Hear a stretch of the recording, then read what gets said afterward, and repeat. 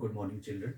Today we will discuss the next topic of magnetism, that is magnetic field pattern due to a circular loop. Last topic में हमने पढ़ा था कि एक जब स्ट्रेट कंडक्टर होता है बच्चे, उसमें से जो मैग्नेटिक फील्ड पैटर्न होता है, यहाँ पे देखिए आप स्ट्रेट कंडक्टर में, तो मैग्नेटिक फील्ड का पैटर्न जो होता है it is in the form of concentric rings. This we had discussed earlier. आज हम क्या करेंगे बच्चे, ये जो स्ट्रेट कंडक्टर है इसको हम एक सर्कुलर लूप देंगे. जब हम इसको सर्कुलर लूप देंगे तो इसके हम दोनों पॉइंट्स को कार्डबोर्ड से पास करेंगे, that is from X and Y respectively. Now अब पैटर्न कैसे प्रोड्यूस होगा, सबसे पहले we will do the procedure. Procedure क्या है, we will bring some iron filings, इसके ऊपर डाल देंगे कार्डबोर्ड पे. ठीक है, कार्डबोर्ड के ऊपर जब हम इसको आयरन फिलिंग्स को डाल देंगे तो इसको जो दोनों एंड है that we will connect with the source of electric current, that is a battery. तो बैटरी से करंट फ्लो करेगी फ्रॉम पॉजिटिव टू नेगेटिव. तो यहां से करंट जो है it begins to flow. Current जो है बच्चे यहां से आ रहा है ऐसे ऊपर की तरफ.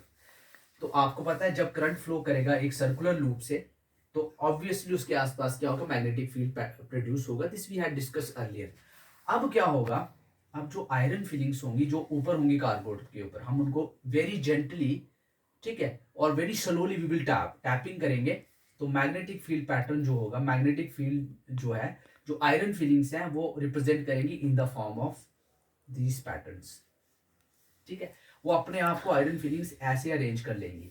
ठीक है, तो देखना बच्चे, अगर आप इसको नोटिस करोगे इस फिगर को अच्छी तरह से, हमने जब सर्कुलर लूप दिया तो आयरन फिलिंग्स ने अपने आप को इस तरह से अरेंज कर दिया. ठीक, इस तरह से अरेंज कर दिया. दैट मीन्स अब जो मैग्नेटिक फील्ड पैटर्न है वो ये है. ठीक, अब ध्यान दें, अगर आप इस नीचे वाली फिगर पे आ जाओ अभी आप बच्चे, तो यहां से हमें number of observation will be there. ठीक है, क्या क्या ऑब्जर्वेशन मिलेगी बच्चे हमें, ध्यान दें. ठीक, नंबर ऑफ ऑब्जर्वेशन अगर आप इस फिगर को देखोगे, सबसे पहला ऑब्जर्वेशन जो 2 पॉइंट्स है दैट इज एक्स और वाई. एक्स और वाई पे क्या होगा बच्चे, जो एक्स और वाई पॉइंट है वो ऑलमोस्ट उस जगह पे स्ट्रेट होंगे. तो सेम पैटर्न फॉलो होगा. क्या होगा, it is in the form of concentric rings. तो एक्स और वाई पॉइंट पे, ठीक है, मैग्नेटिक फील्ड पैटर्न वो कैसे हैं, they are in the form of concentric rings. ठीक है, जो ऑलरेडी हम डिस्कस कर चुके हैं, that is in this form. इस तरह से मैग्नेटिक फील्ड पैटर्न है. ठीक, तो दोनों पॉइंट्स पे क्या है, magnetic field pattern, they are in the form of concentric rings. अब इनकी डायरेक्शन क्या होगी, क्लॉकवाइज या anti clockwise, that will be given by the right hand thumb rule.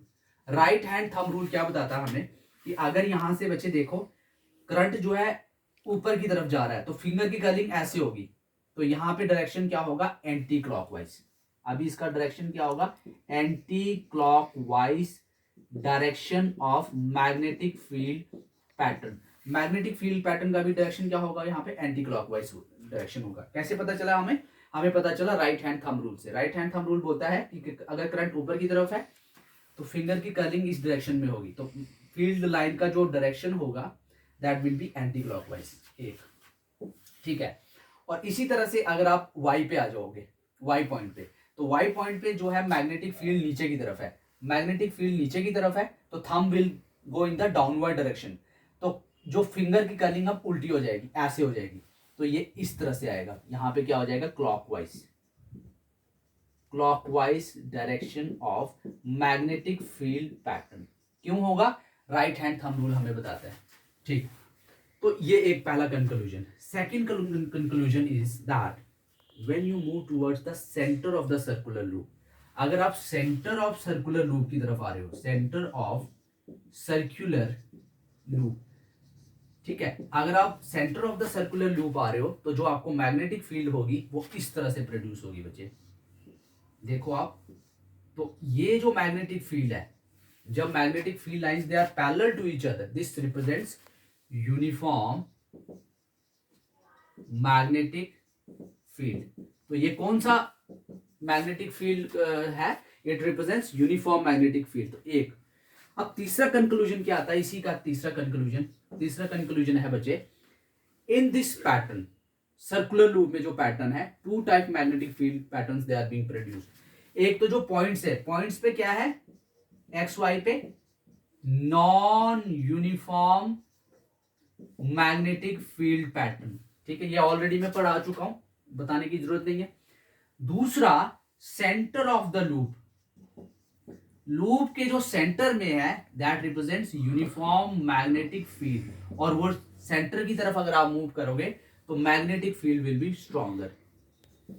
ठीक है, तो क्या है बच्चे, इन सर्कुलर लूप जो मैग्नेटिक फील्ड पैटर्न प्रोड्यूस हुआ, that there are two type of magnetic field patterns they are being produced. One is concentric rings, जो कहां पे पॉइंट हुए, at the two different points जहां से हमने वायर को पास किया है। तो जहां से हमने वायर को पास किया तो ऑलमोस्ट वो स्ट्रेट कंडक्टर ही होगा, तो वहां पे सर्कुलर कंसेंट्रिक सर्कुलर रिंग्स की फॉर्म में जो है पैटर्न प्रोड्यूस होगा। उसकी डायरेक्शन हमें कौन बताएगा, राइट हैंड थंब रूल। तो अगर हम centre of the circular loop जाएंगे तो वहां पे जो डायरेक्शन होगी, ये जो बचे मैग्नेटिक फील्ड होगी, that will represents uniform magnetic field pattern. और यूनिफॉर्म मैग्नेटिक फील्ड पैटर्न मतलब वहां पे मैग्नेटिक फील्ड जो है वो है स्ट्रॉन्ग। यहां तक क्लियर हो गया। अब आप इस तरफ आए बच्चे, वेरी इंपॉर्टेंट थिंग इज, इसमें लगता है बच्चे अब क्लॉक रूल। क्लॉक रूल हमें क्या बताता है, यहां पे मैं इसका कंटेंट लिखूंगा, ध्यान दे। अब आता है बच्चे हमारे पास क्लॉक रूल।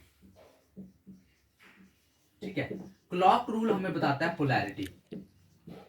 पोलैरिटी मतलब जो स्पेसिफिक पॉइंट है वो नॉर्थ पोल है या कौन सा है, नॉर्थ पोल और द साउथ पोल, ये हमें बताएगा कौन, क्लॉक रूल। ठीक है, तो ध्यान देना, अब यहां पे आ जाए। क्लॉक रूल क्या कहता है, लेट अस सपोज मैं एक्स की बात करता हूं। अगर एक्स की बात कर रहा हूं, यहां से करंट जो है, क्लॉक रूल क्या बोलता है, इसको मैं समझाता हूं आपको। क्लॉक रूल बोलता है कि आपने अपने फेस को जो है लूप के ऊपर रखना है। अगर लूप के ऊपर, if your face is facing towards the loop and loop में direction of electric current, direction of electric current is clockwise. अभी ऐसे चल रहा है तो अभी कौन सा डायरेक्शन है इसका, क्लॉकवाइज। अगर आप फिगर देखोगे अच्छी तरह से तो अभी क्लॉकवाइज डायरेक्शन है। तो क्लॉकवाइज डायरेक्शन होगा तो that will represents your south pole. ठीक है, अगर आपका face is towards the loop and loop is showing clockwise direction of electric current, तो जो रिस्पेक्टिव पोल होगा, पोलैरिटी जो होगी उसकी, वो क्या होगी, अगर आपकी direction of electric current is clockwise तो पोलैरिटी जो होगी that will represent south pole and vice versa. What is vice versa, ध्यान दे, इसका उल्टा क्या है, if your face is towards the loop and loop में direction is anti clockwise, direction of electric current is anti clockwise. Anti clockwise अगर direction है, अगर ये एंटी क्लॉकवाइज डायरेक्शन है तो दैट रिप्रेजेंट्स, जो उसकी पोलैरिटी होगी that will represents north pole. तो बच्चे पोल की जो पोलैरिटी, उसकी जो पोलैरिटी है उस एंड की, that will represent the north pole. ठीक है, तो यहां से हमें बच्चे क्लॉक रूल भी समझ आ गया। क्लॉक रूल से हमें यह पता चलता है कि हम पोलैरिटी डिटरमाइन कर सकते हैं उस पर्टिकुलर लूप की उस स्पेसिफिक पॉइंट पे। ठीक है, यहां तक क्लियर हो गया आपको।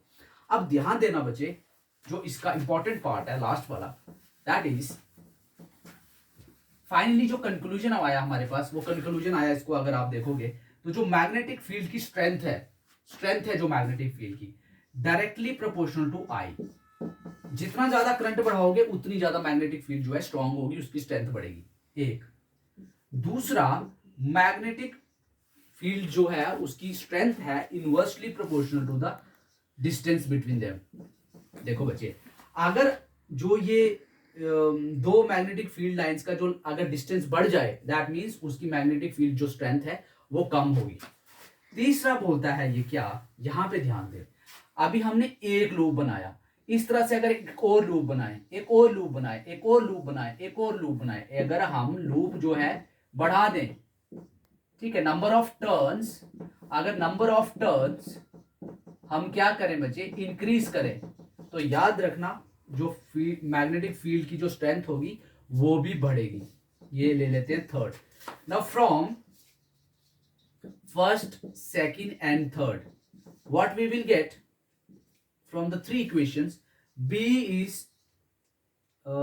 I N upon R।